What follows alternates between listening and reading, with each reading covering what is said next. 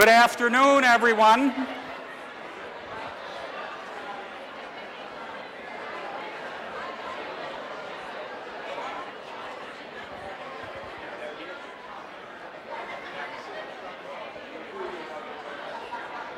Good afternoon. Thank you so much for joining me for my annual State of the University address. First of all, I need to let you know that today's address is being videoed and live streamed. And second, and perhaps more important, as many, if not all of you know by now, I personally find it very difficult to host events on campus without the participation of students from our local partner schools. You know that's what I do, and today is no different. So I'm very delighted to introduce Green Street Academy's 6th grade chorus under the direction of Mr. Joseph Eldridge. Green Street Academy is part of our UMB Cure Scholars program, and it's always terrific to have students from that school on this campus.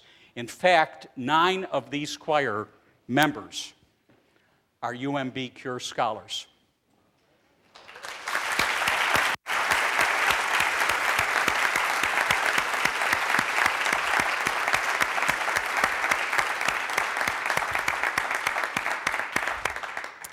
They're going to be performing the song Royalty. So take it away.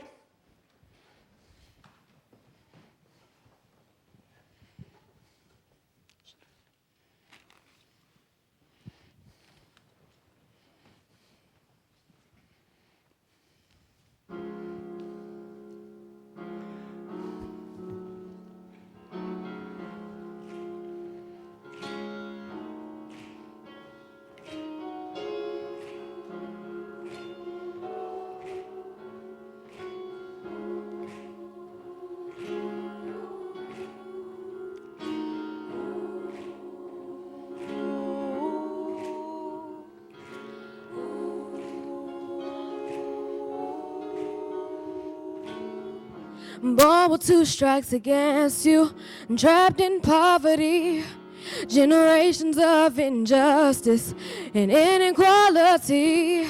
Ancestors changed the world, and though they came in chains, in you the strength it holds lives and still remains. You're mighty and majestic, descendants of kings and queens.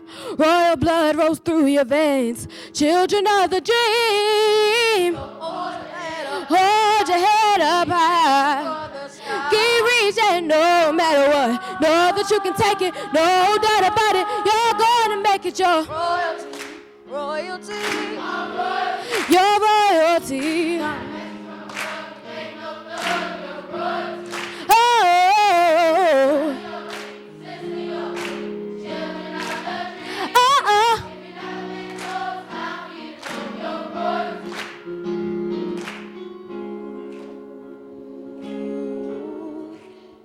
yeah.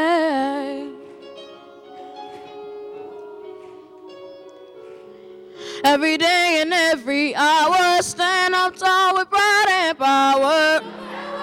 People say about you and never ever doubt you.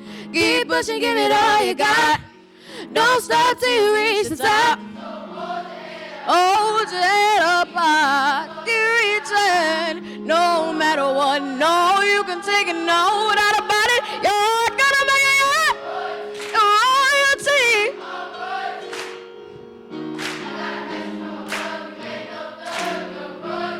Brother, you're a king. Ooh. If you've never been told, time for you to know you're royalty. Tell him if you're royalty. Royalty. Father, you're a king. Ooh, ah,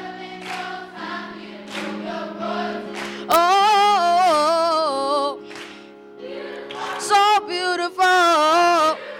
Gotta miss. You're marvelous, so powerful. If you've never been told, time for you to know you're royalty. Oh, you're beautiful, so beautiful, so beautiful. I mess from above, you ain't no thug, you're royalty. You're marvelous, marvelous, so powerful, so powerful. If you've never been told, time for you to know you're royalty. If you've never been told, if you've never been told, if you've never been told, if you've never been told, time for you to know you're royalty.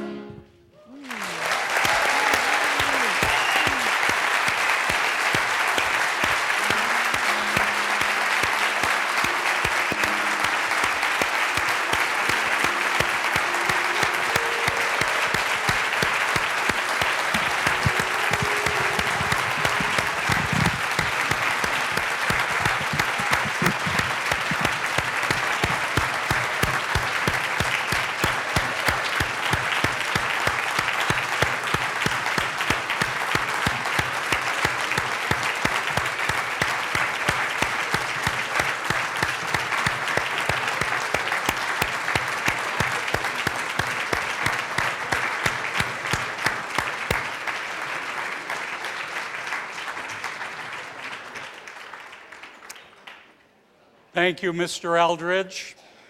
So I get to follow that. Thank you again to the Green Street Academy 6th grade chorus. It's a great way to start my talk. I appreciate it. And thanks to everyone here for taking part in this tradition, for coming together to look back at where the last year has brought us and to look ahead at where we still might go. Now, we have some special guests with us today whom I'm honored to acknowledge. From the University System of Maryland, our Chancellor Robert Corrett and Senior Vice Chancellor Joanne Boffman, Maryland's Secretary of Higher Education, James Fielder, Delegate Nick Mosby with the Baltimore City, with the state of Maryland, and Baltimore City Councilman John Bullock, Eric Costello, and Isaac Schleifer. UMB Foundation trustees, Bill Wood, Hal Chapelier, Patricia Florestano, the Honorable Debbie Russell, Harry Knipp, Carolyn Frankel. From the Greater Baltimore Committee, we have President Don Fry. From the Downtown Partnership, President Kirby Fowler. And from the University of Maryland Biopark Board, Dr. David Dalton. From the University of Maryland Medical Center, we have President and CEO Mohan Santha and Executive Vice President Keith Persinger. Thank you all for being here.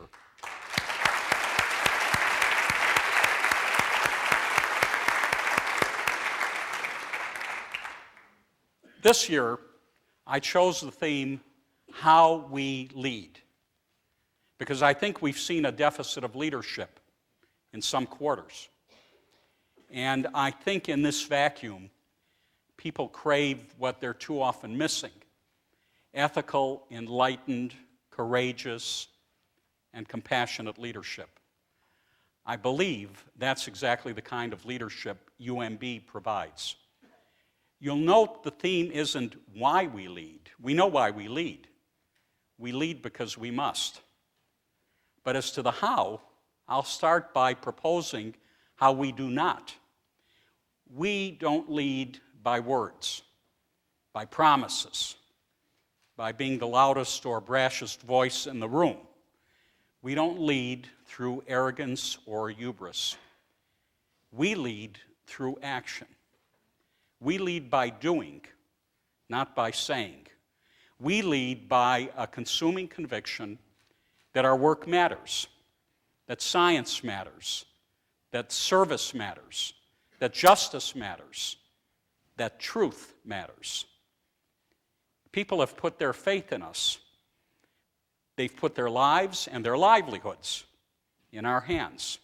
They come to us to learn and to be served because we are Maryland's public health law and human services university. And in that capacity, we have vital responsibilities to the state's 6 million people, its 23 counties, and the city we call home. A not insignificant number of those 6 million people are what we call post-traditional learners. The learner who's of working age, who has a full-time job, maybe some college, sometimes not a degree. The learner who's juggling family and bills, long hours, little time, but who still wants to learn and will sacrifice to do it. In fact, 85% of America's college-going population today is between 25 and 64. Their needs are very different than the students we think of as typical, the ones, it turns out, who aren't so typical after all. Post-traditional learners need instruction that's easy to access. They need a blend of academic and occupational curricula and policies that support the delicate balance they're trying to strike.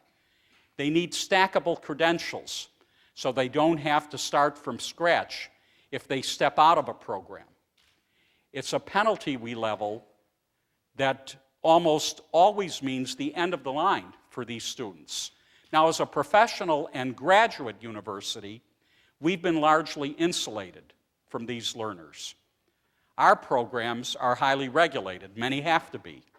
But the thing is, there are many students in this generation who've had these experiences of flexibility, online courses, recorded lectures, flipped classrooms.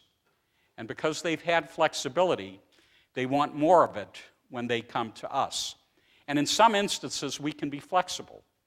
Our graduate school is a natural locus for a good deal of this activity.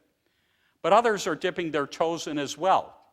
Cary Law has just launched its online Masters of Science in Law for professionals working in or adjacent to cybersecurity and homeland security. Nursing, pharmacy, and social work are engaging instructional designers to build highly accessible online courses. We need to give these designers the chance to collaborate and share resources. We need to create common standards without intruding on individual disciplines. When I arrived at UMB in 2010, not one of our students was enrolled in a program delivered entirely online. In 3 years' time, we'll have about 420 of these students. Now, that's not lightning speed, and we can do better. And for all those learners out there in front of a computer at midnight with the kids asleep in bed, I think we have to. There's something else we have to do for our students, and that's listen to them when they tell us they want to be meaningfully engaged in innovation and entrepreneurship. They haven't been shy about it. The Student-Run Entrepreneurship and Innovation Network, EIN we call it, hosted its first expo this year. The President's Fellows wrote their white paper this year on how we might encourage and support the risk takers among us, those who dare to try and dare to fail in pursuit of something better. We graduated our second cohort of entrepreneurial fellows who work for a whole year on commercializing a faculty invention. And now we've got something really exciting in the pipeline. This fall, we'll seek approval for a master's program in social entrepreneurship. And once we've gotten that approval from MHEC, groups of students will begin working over time on one social issue that can benefit from a market-based solution, an issue like city food deserts that contribute to health disparities. it's important that students continue the work of those who came before them, because while it would be terrific to solve the world's problems within a couple of years, that's seldom the way it happens. So we're going to work toward continuity from students to students. The students will work with faculty from every school, with local companies, local communities, and fellow entrepreneurs. They'll apply the principles of business and design thinking to find solutions that our civic leaders and neighborhood activists have struggled with for years. And these students will be elbow to elbow with our vibrant community of entrepreneurs and artists in the Lion Brothers building. This is our growing hub for entrepreneurship and home to phase 1 of our Center for Maryland Advanced Ventures, established last year through the University of Maryland Strategic Partnership. That was the legislation that formalized our alliance with our sister institution in College Park. This is where we'll offer services for startups across the university system. Our new Student Innovation Center will engage more of our students in commercializing technologies alongside our faculty. They'll work with the Carey School of Law's IP and Business Law Clinic. They'll work with the I-Corps program at College Park's Clark School of Engineering and with the Clark School's Fischel Institute for Biomedical Devices. They'll work with the College Park Smith School of Business, which already has space in our biopark. Now you see what we're doing, right? We're crafty. We'll draw all these students to Baltimore, where they will see what our amazing people in our amazing city have to offer, and then we've got them. They'll stay here, they'll start their own companies, or help others launch theirs. Remember, we've already got 3 startups in the Lion Brothers building. Surgigyne, co-founded by Dr. Vadim Morozov in our School of Medicine, is developing a uterine electrosurgical device that solves the most challenging aspects of laparoscopic hysterectomy. Living Pharma, started by Dr. Eduardo Davila in our School of Medicine, develops personalized cell therapy that stimulates a patient's immune system to fight cancer. Nanoburnetics was started by Camilo Venegas and Elizabeth Weingartner, 2 of our PhD students. Their company is developing a more sensitive test for monitoring chronic myeloid leukemia. Together, Camilo and Elizabeth were one of just 10 winning teams in the NIH Nano Startup Challenge in Cancer last year. I mentioned our Center for Maryland Advanced Ventures. It will manage the Maryland Momentum Fund, a new $10 million fund created by the Board of Regents to invest in startups launched by the system's students, by faculty, by staff, and by recent alums. The fund's board is meeting later this month to choose its first round of picks. But this Lion Brothers building isn't only about university startups. It's about community, too. Our tenant mix in the building reflects our true intent: to enrich neighborhoods, not to displace neighbors. One of our tenants, Enterprise Homes, has helped create 14,000 affordable homes in Baltimore City. Another tenant, Baltimore Community Lending, provides loans for affordable housing in underserved city neighborhoods.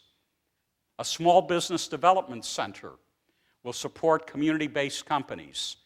And studio space for UMBC's Intermedia and Digital Arts program brings more students into the community, adding to the creative, collaborative mix in this increasingly vibrant neighborhood.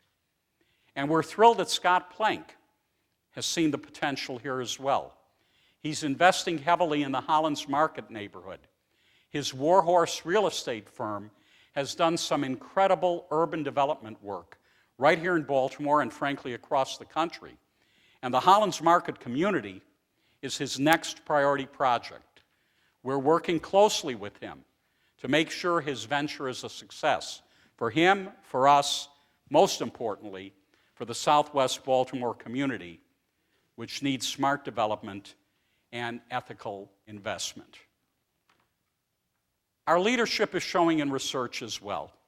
Our grant and contract proposal activity has spiked over the last several years. The blue bars below the total proposals line indicate March year-to-date proposals since 2012. You can see our growth since 2014, growth that clearly we're able now to sustain. We're seeing the fruits of this enormous productivity in proposals by our faculty. Through March of this year, we're exceeding 2016 awards by 20% over the same time last year. Most of this growth has been in federal awards, but we've also seen growth in smaller portfolio areas. Corporations and foundations and associations have each seen their dollars climb by more than 20%. Obviously, we're keeping a close eye on NIH and other federal funding, but we're encouraged by the 2017 spending bill passed last week that greenlights a $2 billion increase for NIH and a 5% increase in the federal R&D budget overall. Research is only a part of the good news I want to share today in terms of our budget. You should be assured that the fiscal state of this university is strong. We were delighted to receive from the state nearly $6 million in our 2018 budget to help cover the year one operating costs for HSF3 and $4 million to fund our Center for Maryland Advanced Ventures. Now, we did take a mid-year budget cut in fiscal 2017, almost $2.5 million, which won't be coming back to UMB. But we absorbed the cut without layoffs and without a mid-year tuition hike. We'll secure an additional $6 million next year in indirect cost recovery because of our larger research enterprise and an increase in our rate. That money goes into our base budget, as does $8.4 million in new tuition and fee revenues, which we've generated by rebounding from an enrollment low in 2014 when we dipped under 6,300 students. Our enrollment this year is nearly 6,500, an uptick of more than 3%. We've carved out money for several important initiatives this year, in addition to HSF3 and the Ventures Center. $2 million will go to the CTSA partnership with Johns Hopkins, which I'll talk about in a minute. More than $400,000 will go to the Office of Philanthropy, so we can begin building a more robust fundraising enterprise. We've created a $1 million fund to disperse to our schools for initiatives that support key strategic areas like student success, tuition affordability, community engagement, and big ideas ripe for UMB's leadership. We're being aggressive in putting dollars into deferred maintenance. We've added $3 million to the operating budget for this maintenance, which is absolutely essential to our functioning. In a little bit, I'll put a campus map up on the screen, and you'll see purple sites dotting the grid where we urgently need to invest in our aging facilities. Now, there's quite a lot of purple you'll see on that map, and it represents a heavy investment. This is not a treading water budget. It isn't a risk-averse budget. We're letting people spend their money. We've been conservative in our research volume estimates and even with potential cuts to NIH, to awards or overhead, or a combination of the two. We're confident we can soundly manage. We're confident we can continue to thrive. In this budget, I feel every day the careful but enlightened fiscal management of Chief Business and Financial Officer Dawn Rhodes, who came, fortunately for us, to UMB last summer, and I thank her. So let me talk about HSF3, which comes online next Saturday and will stimulate exciting growth in our research enterprise. The building adds 136,000 square feet for wet and dry labs and core facilities, and at full occupancy, It should generate more than $100 million in research revenues and stimulate $212 million in economic activity in Maryland. The building will allow us to accelerate the pace and enlarge the scope of our discovery.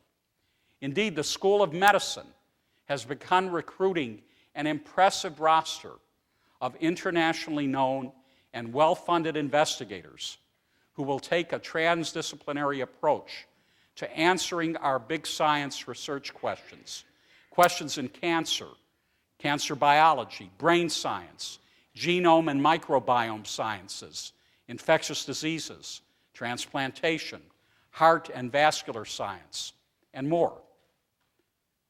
We have another opportunity to transform our research enterprise, and that opportunity resides in a partnership with Johns Hopkins University as we join in an application for a Clinical and Translational Science Award. True to its name, CTSA awards focus on translating laboratory science into the drugs, devices, and treatments that extend and enrich people's lives. That's what we mean when we say bench-to-bedside research. But that journey from the lab bench to the patient's bedside is long and steep and strewn with obstacles. In fact, it's called the Valley of Death for a reason. And so more than a decade ago, NIH developed a grant program to bridge this valley of death, to improve the translational research process and get more treatments to more patients more quickly. The CTSA program helps universities tackle system-wide problems that choke progress in scientific translation. It makes investigator teams smarter, better predictors of what will work and what will fail. Across the country, 64 medical research institutions have won CTSA grants, Hopkins among them. We haven't been as fortunate, but we are now. Because as Hopkins renews its grant application, we're coming on board. UMB enriches this project through our people and resources, through extensive training and degree programs that complement the CTSA, especially through our collection of schools, schools that Hopkins doesn't have. Some of the health science schools, social work and law, that Hopkins wants as collaborators, because bringing our multidisciplinary expertise increases the application's competitiveness. This collaboration is, in my view, vitally important to the people of Maryland. Together, the University of Maryland Medical System and Johns Hopkins Medicine serve 3/4 of the state's citizens. This means we can aggregate patient data from both large hospital systems to ask research questions in a powerful way. Questions about the people we serve and how we care for them. We can link our master's programs so that our students gain broader and deeper expertise. We can combine aspects of our clinical research infrastructure to develop not only higher quality programs, but programs with a larger reach across the state and beyond.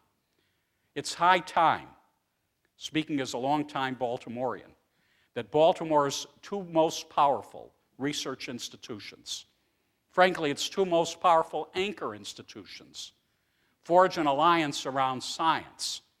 It's time we did this for our city, for our state, for our collective prominence as a world-class clinical research institution, and our desire to attain even greater distinction in this regard. And I look forward to updating you on our success. I've been talking a great deal lately about this tight link between research and clinical care, but I want to focus for a moment just on our provision of care, what we're doing to ensure that all of our best science and all of our best practice are deployed on behalf of those who need them the most. This spring, we won a state grant of $1.2 million to expand access to primary and preventative care in Prince George's County, to provide team-based care to patients without a primary care provider, and those hardest hit by health disparities, the patients most likely to be admitted or readmitted to the local hospital. We'll expand our hours at the Cheverly Health and Wellness Clinic, operated by our School of Pharmacy. We'll lay in the services of our Wellmobile, operated by the School of Nursing. Our telehealth center will support and follow patients throughout the care process. We'll surround them with a patient-centered team and match them to primary care providers so that they can get the care they need. Now, I don't believe that $1 million in new funding is going to transform healthcare in Prince George's County. I don't. But this is a model that, as we measure and validate, can be replicated often and well, and can make a legitimate difference in individual and community health. This can be a model for meeting patients where they are and caring for vulnerable populations. Our School of Dentistry knows something about meeting patients where they are. In the same round of grant funding that expanded our opportunities in Prince George's County, the state awarded a grant to expand a dental program in Cecil County. The money allows West Cecil Health Center to take over operations of the dental school's clinic in Perryville and allows us to maintain the clinic's status as a teaching site, hosting predoctoral students and dental hygiene students. The School of Dentistry has found a model that works. They're making it work in communities across the state. Our value, UMB's value, is in our people and in the exceptional care they offer. So if we can partner with functioning healthcare providers who can keep the operations on and the buildings well maintained, we'll be there with our people to make sure patients get the high quality care they deserve. I think most of you know how deeply I've been touched by the leadership we've shown in community engagement.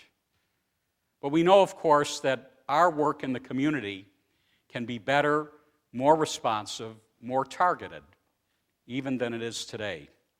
We've surveyed residents in Southwest Baltimore. We asked for their frank opinions about what we do well and how we can do better. We asked if they've been to the Community Engagement Center and what programs and services would entice them to it. And then we did one better than a survey. We showed up with our colleagues at the University of Maryland Medical Center. We held a community town hall just last Thursday on our partnership for West Baltimore. That's our joint effort, we and the medical center, to improve health, education, and economic development in our shared community, and to open up better two-way communication with our neighbors. There are a couple of very practical reasons to partner with the medical center. First, it enlarges our capabilities, expands our reach. The medical center touches so many people in the community. And the second reason for our partnership is that, frankly, our neighbors seldom differentiate between the university and the hospital. To them, we're one entity. And we thought, in this regard anyway, why not start acting like it? We had about 100 people join us at Carter Memorial Church last week. They told us about themselves and their families, about the barriers they face, and what we could do to help remove them. For their children, our neighbors want after-school activities, mentoring, and youth development. They want our CURE program, but with cohorts in the hundreds rather than in the dozens. And I want the same. In fact, let me take a quick detour into the CURE program, which you know I like to talk about. We had the scholars' end-of-year ceremony last weekend at the pharmacy school, and the students were showing me the posters. The students, 6th graders, 7th graders, at the annual meeting of the American Association of Cancer Research. It's an international meeting, alongside their more seasoned colleagues. They presented on different kinds of cancer and on the health disparities that can make them and their families and their neighbors so much sicker than other people. And if you want to see a bunch of 11 and 12-year-olds who can stand there and tell you so confidently about liver cancer, bone cancer, thyroid cancer, I know exactly where to send you. You would be amazed. Who wouldn't want that kind of confidence and pride for their children? You know me, I don't mind telling you, I teared up listening to those kids. So in addition to educating their children, what our neighbors want for themselves is simple: jobs. About 180 people have come to the Community Engagement Center for workforce initiatives. So far, we've helped about 25 into jobs, either at UMB or at one of our partners in the community. That's not a great ratio, not yet, but we're working on it. We made a guarantee that anyone in the neighborhood who works with us through the Community Engagement Center and is qualified for a particular UMB job will at least get an interview. We're persuading neighbors to stick with the job search, which we know can be long and frustrating. We're looking at how we can prioritize in our institution local hiring. That's a challenge when almost all of our jobs require a high school degree or more, when almost all require computer skills, and when a glut of applications for most positions in our place means that any deficit in experience or capabilities can easily relegate an application to the no pile. We're working through that. This is part of our learning curve. But you know what else we've learned about community engagement? That it has to be fun, too.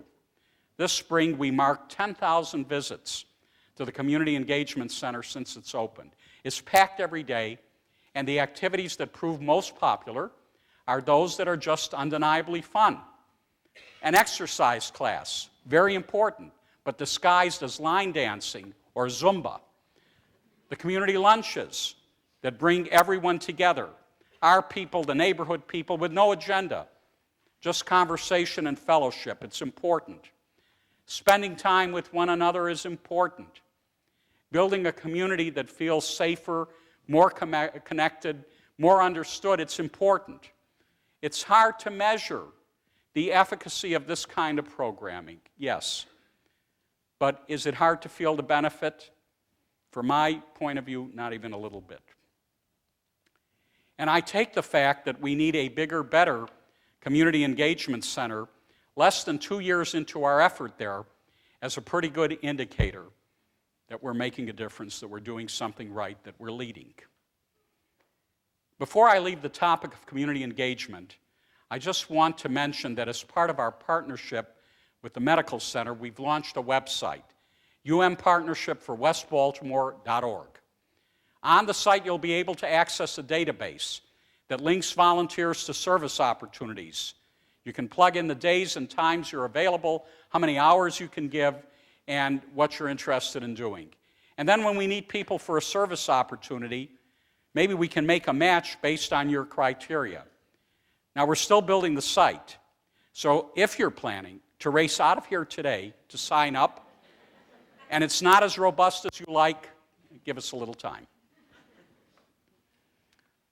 I do believe that each of us has a critical responsibility in addition to the work we undertake every day, and it is to be an advocate for the work we do every day, to be champions for all the people who need the knowledge we create, the care and service we provide, but who don't have a platform to persuade the powerful that this work is urgently important, that it matters.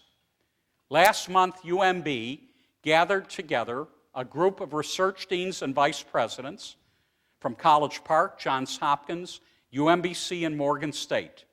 For the first time ever, we went to D.C. as a group to lobby our congressional delegation. Together, we stated the case for Maryland's research universities, how they serve the state's people and strengthen our economy. We supported the full spending bill for 2017, and as I mentioned earlier, the omnibus contains a $2 billion increase to the NIH budget, for which we're grateful. We advocated a rejection of the 2018 budget proposal put forth by President Trump, which would decimate our research dollars and jeopardize financial aid for our very neediest students. We advocated a higher education exemption from President Trump's proposed cap on H-1B visas. We know our universities are strengthened by the contributions of our international scholars and faculty, and visa caps would dramatically inhibit our ability to compete for the world's very best talent. We stated plainly what the Trump administration's proposed budget would mean to a state like Maryland, to our federal workforce, and to our students trying to find a place within it, what it would mean to our tax base, to our research capacity, and our ability to grow Maryland's innovation economy. At the state level, this year's General Assembly session was a busy one for UMB's faculty and students who testified on dozens of bills that impinge on our work: food security, cybersecurity, pretrial release and bail reform, overdose prevention, over-the-counter contraception, school suspensions and expulsions for the state's youngest learners. In our first ever Interprofessional Education Day in Annapolis, more than 20 students shared with lawmakers how IPE makes them better, more effective practitioners, and why students across the university system need more opportunities to learn interprofessionally. I was with them, I was proud of them. I thank everyone who contributed their voices to important issues this year and led the way in advocacy for those who could not. So what do we need to lead? People are the answer, of course. They always are. Our faculty, our staff, our students. And I firmly believe that to keep getting the great students we want, we have to get tuition under control. I talked about tuition affordability in last year's State of the University address. And since then, we've begun working to drill down into the cost of attendance, financial aid awards, work and family contributions, and student debt loads. We'll analyze this data by race, ethnicity, and income. We'll benchmark our data against a peer group, and we intend within a year to have affordability metrics that we must work toward with all the resources we have. Of course, students don't pick their college on cost alone. Reputation, location, and program fit are critical. But I maintain that the student experience will start taking on much more significance if it hasn't already. Students don't stop valuing an enriching and engaging experience when they turn 22.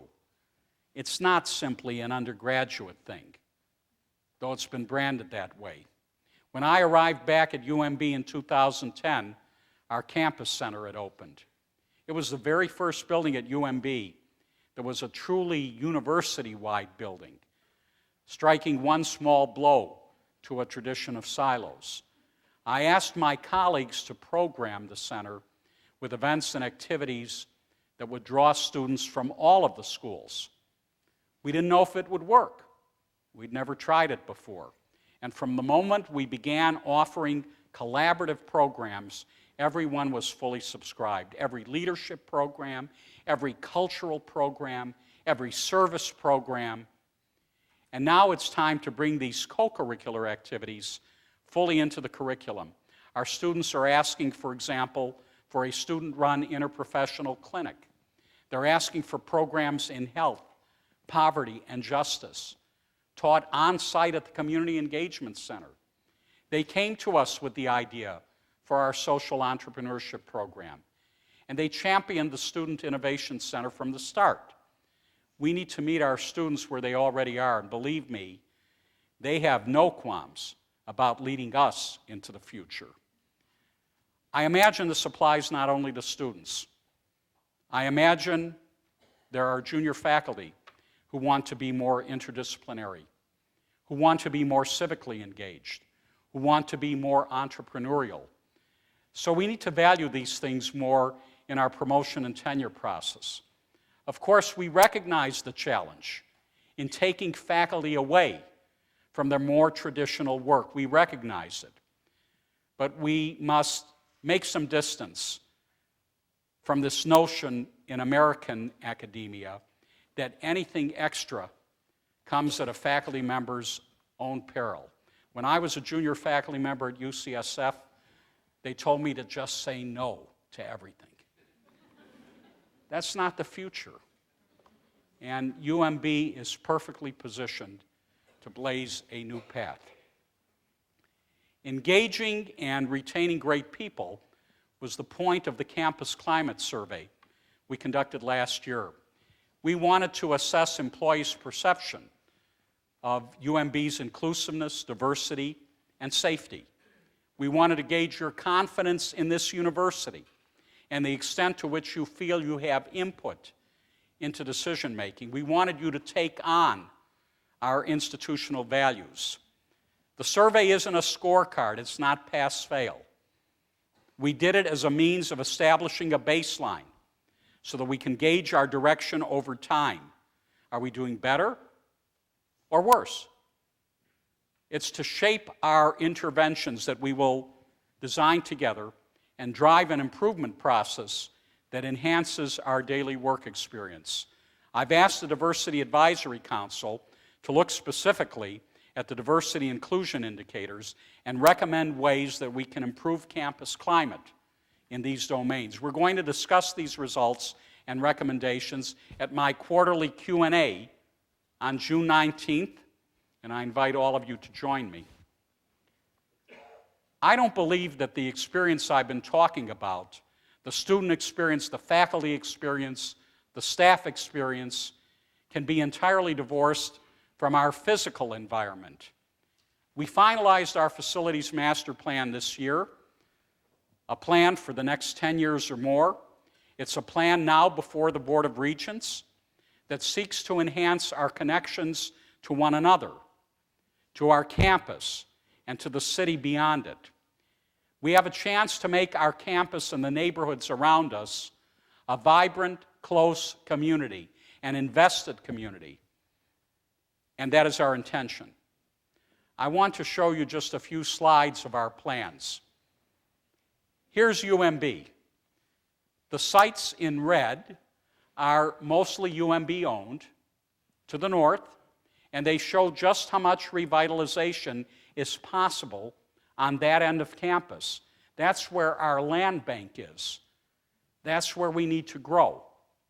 And with several large development sites available, there's great opportunity to do just that.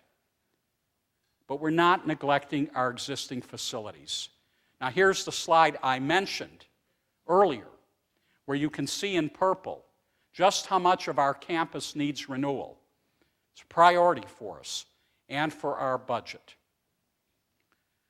The plan provides spaces where students and faculty from all of our schools can interact more easily, more frequently, more effectively.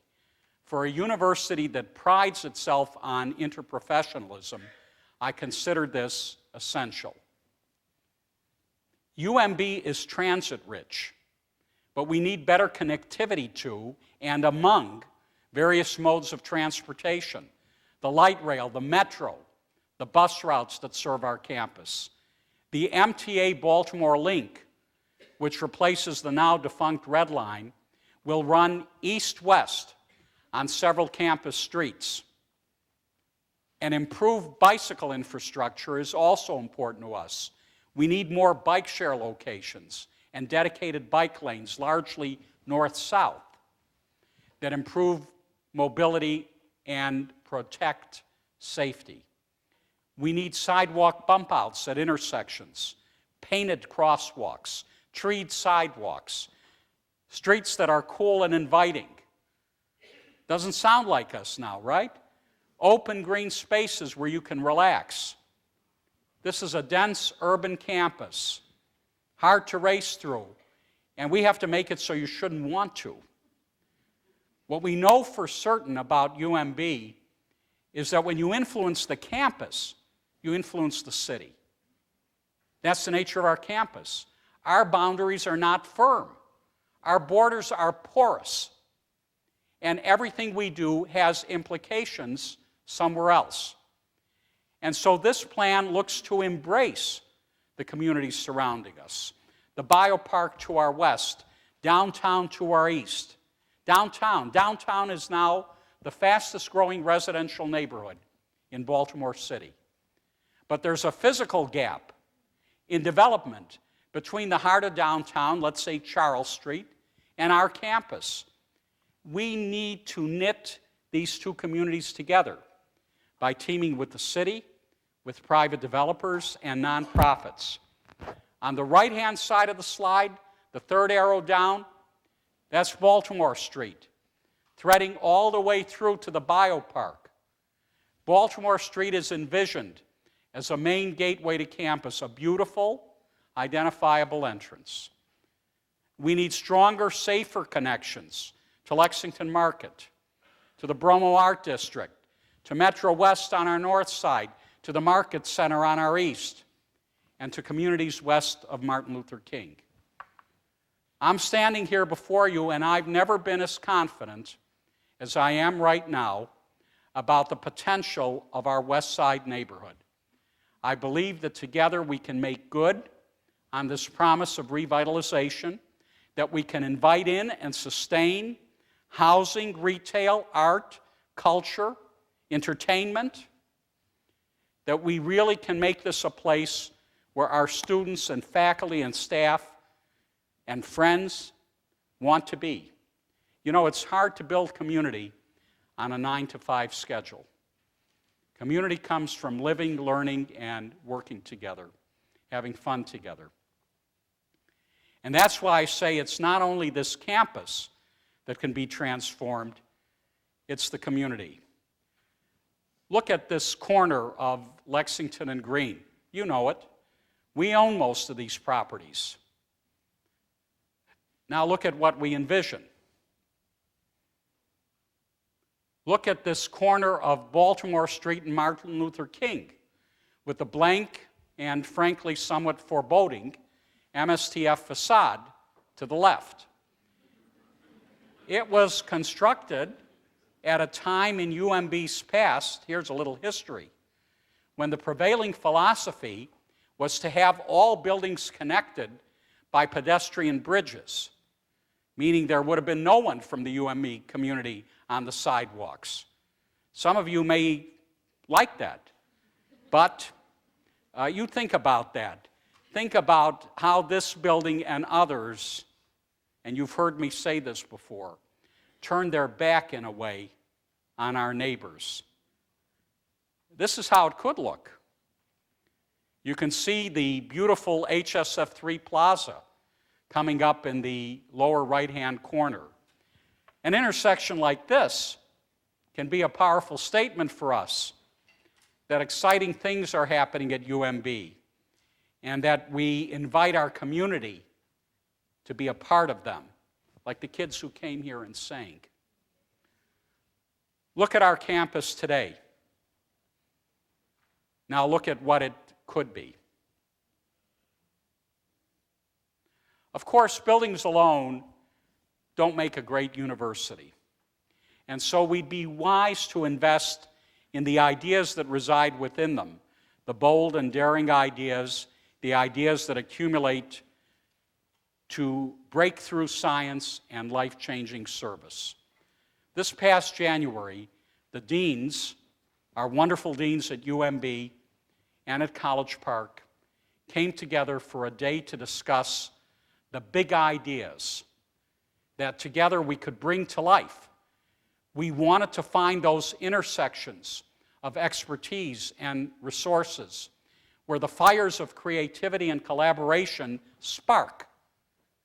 This year's Dean's Retreat was modeled on the one we convened back in 2014, when the partnership between our two universities was a little newer.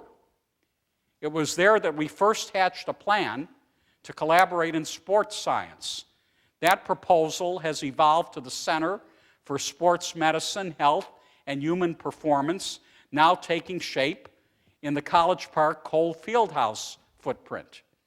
The center is deploying our expertise in traumatic brain injury, how to prevent it, and how to speed recovery. It was at the 2014 Dean's Retreat that we talked about human trafficking, sadly prevalent in Prince George's County. That conversation turned into the SAFE Center for Human Trafficking Survivors, which blends survivor services with research and advocacy aimed at ending this horrific crime. And so as we look at the proposals coming in now from our January retreat, we know that whatever the top picks turn out to be, they stand a good chance of becoming operative. A novel approach to neurodegenerative research, a center to prevent and treat opioid abuse, a cybersecurity institute for health informatics, a program to explore and replicate effective policing practices, new approaches to infectious disease detection and prevention, a program applying computational analysis to problems of clinical significance, the provision of support services to children and families in under-resourced schools. This Dean's exercise actually mirrors one we've undertaken right here at UMB, bringing our schools together around our own big ideas that play to our collective strengths, but that need collaboration and commitment and money. Addiction research, education, and treatment to deal with an overwhelming epidemic locally and nationally. Pain management, improvement in transitions of care, solving problems endemic in our cities, drug design, development, and manufacturing, preventative health and lifestyle modifications, cures and therapeutics for the areas in which we have deep expertise. It's still very early in the process. We don't know which of these ideas, or maybe some others entirely, will rise to the top. But if we can come together as a university around 2, 3, 4 of these big initiatives, if we can entice our alumni, friends, and partners to support them, to give their money to something they care deeply about, maybe something that affects them personally, then I guarantee you we'll be able to lead here. Without doubt, we're at a critical juncture right now. Philanthropy will be a significant priority going forward. You know as well as I that we're not likely to see a spike in state or federal support. The one elastic, accessible, cost-effective form of revenue building is philanthropy. And this is where we'll focus. I thank our Chief Philanthropy Officer, Tom Sullivan, who came on board last summer for leading this effort, and I thank all of the Chief Development Officers in their schools and their staffs, and I thank our deans who share in this imperative. The fact is, we haven't told the story of this university often enough or broadly enough. We haven't told people how powerful we are, how effective, how innovative, how compassionate and vital. Now maybe that's part of the quiet leadership approach we take to our work, the fact that we lead through action, not through words. But I know we need to be a little louder now, a lot louder.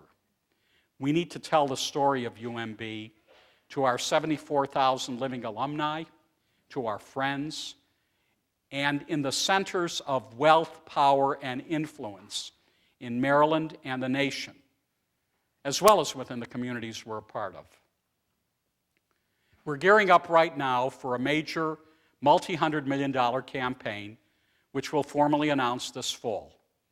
Earlier, I mentioned a $425,000 line item in our budget for philanthropy. This is going to help our philanthropy office support that campaign by refining its processes and procedures and expanded staff so that we're ready for a successful campaign. As you know, we wrapped up a scholarship matching program last year. The program created or enlarged 265 endowments and generated nearly $15 million in new money for our students, which is wonderful. But the campaign we'll announce soon will far eclipse that number. We'll also add a significant number of newly endowed professorships and endowed laboratories. The campaign will support those special multidisciplinary projects I just mentioned, the big ideas that consolidate our existing expertise and assets. This is what our endowment looked like at the beginning of this calendar year. You can see that student aid is a huge priority for our donors. That's welcome and it's not unusual, especially given that many of our alumni especially understand exactly what kind of debt our students are graduating with today. All of these areas are crucial to our success, and they'll all get attention. I'll be frank, this endowment figure isn't good enough. If you look at our peer institutions, UVA, UNC, Pitt, UCSF, they tower over us. Now, the size of their philanthropy offices also towers over ours. But the point is that we need to demonstrate to our alumni and friends why giving to UMB is the smartest thing they can do if they want a meaningful return on their investment. We have to show our value. And here's why. Here are some examples of what philanthropy has enabled at UMB. William and Joanne Conway and their Bedford Falls Foundation have given two transformative gifts to the School of Nursing. The first gift of $5.2 million is the largest in the School of Nursing's history, providing full scholarship support over 5 years for 157 students pursuing a Bachelor of Science in Nursing. As Maryland faces a crippling shortage of nurses, and as many nurses find they can't get a job without a BSN, this gift is absolutely vital. The couple's second gift of an additional $2 million will support students pursuing advanced degrees, those committed to careers in training the next generation of nurses and to providing primary care in areas of need. Ellen Yankelo, member of our foundation board, has recently contributed $200,000 to the School of Pharmacy. Her gift was then matched by an anonymous donor in the UMB Foundation, bringing the total gift to $500,000. The money supports a Scholar in Health Outcomes Fellowship, which Dr. Yankelo established to improve comprehensive pharmacy care, and it underwrites a full year of tuition for a student in the school's regulatory science program or its pharmacometrics program, disciplines central to assuring drug safety and efficacy and to influencing key drug development decisions. Meg Woodside and the Woodside Foundation have given and committed more than $200,000 to the School of Social Work to establish and grow the school's financial social work initiative, which encompasses education, research, and outreach in areas like credit counseling, gambling addiction, reducing homelessness. Again, seeded with Mrs. Woodside's gift, the program has grown into one of national significance, and our School of Social Work is now a key leader in one of the profession's 12 grand challenges of social work, building financial capacity for all. Fred Smith and Venice Petarakis have given $1.5 million to the School of Dentistry, establishing the school's very first endowed professorship. It's a gift that will help the Department of Oral and Maxillofacial Surgery burnish an international reputation in groundbreaking surgical techniques and clinical research and adopt new training methods for the next generation of oral surgeons. The couple's generosity has, again, inspired their fellow School of Dentistry alumni and friends to establish a second endowed professorship. Over the years, Peter Angelos has contributed nearly $10 million to the School of Medicine. He's established endowed professorships in surgery and in entrepreneurial sciences, the latter of which enables a biomedical engineer to be embedded in the Department of Surgery and rapidly commercialize innovative ideas for treatments and devices. Mr. Angelos has also pledged leadership funding to launch a multidisciplinary center for patients the world over with advanced lung disease and cancer. The center will offer patients immediate and effortless access to all the specialists needed for treatment and will provide support for patients and their families as they travel to and from Baltimore for care. When we think of the law school's transformational gifts, it's rather hard not to think of the Carey family, whose $30 million gift named the school and has underwritten student and faculty recruitment, research, and program development. But here again is how philanthropy catalyzes a culture of giving. With his landmark gift, William Carey established the Carey Challenge to stimulate additional philanthropy for the law school. The first principal gift toward that challenge was $1 million, given by Elizabeth Moser to establish an ethics initiative at the law school to train lawyers who can confront and solve ethical problems encountered in the legal profession. And Mrs. Moser included a matching component in her own gift, which keeps the cycle of philanthropy going.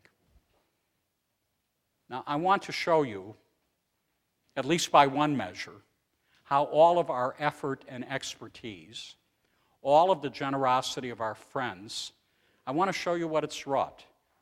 Now, you know, at least some of you know, that I say that people put too much stock in rankings, particularly the rankings of a well-known for-profit magazine. Yeah, I often say that the methodology is flawed. And that's all true, unless you get some results like these. Look, I am a hypocrite, and I will live with it. In the just released U.S. News and World Report rankings of the nation's graduate schools, our School of Pharmacy is ranked 9th nationally. Our School of Social Work is number 17.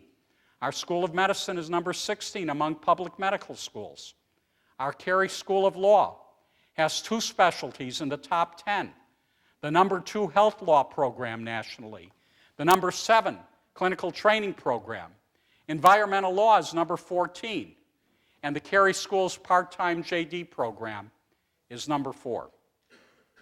Our School of Nursing has 2 degrees in the top 10 nationally, the master's and the DNP. 6 of its specialties landed this year in the top 10. By the way, not every program is ranked each year, so I'm just talking about this year, including the number 1 clinical nurse leader program and the number 1 informatics program nationally. And while dentistry doesn't get ranked by U.S. News and World Report, some would say fortunately, our School of Dentistry is number 7 among public dental schools in NIH funding. Ladies and gentlemen, this is how we lead. This is how you lead in educating the next generation of professionals and scholars who will expand what we know, reframe what we expect, and revolutionize what we believe is possible. You lead in research at the bench and in the field.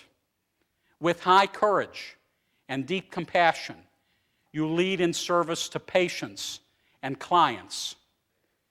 You lead by modeling partnership with one another, with our sister institutions of higher education, and with partners in care and service.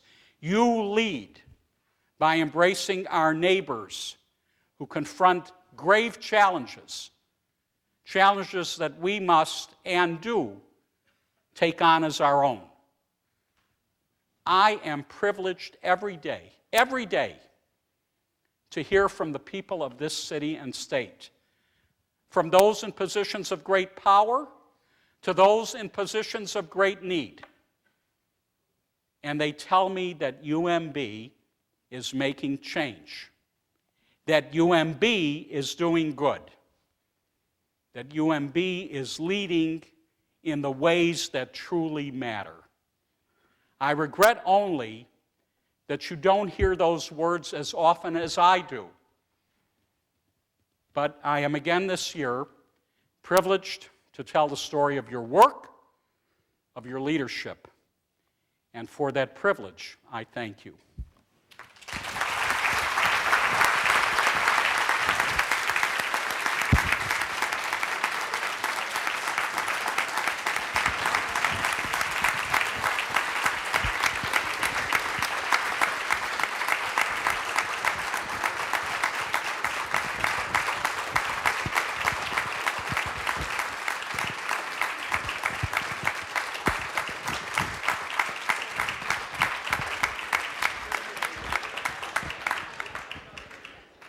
Thank you. Come join us at the reception.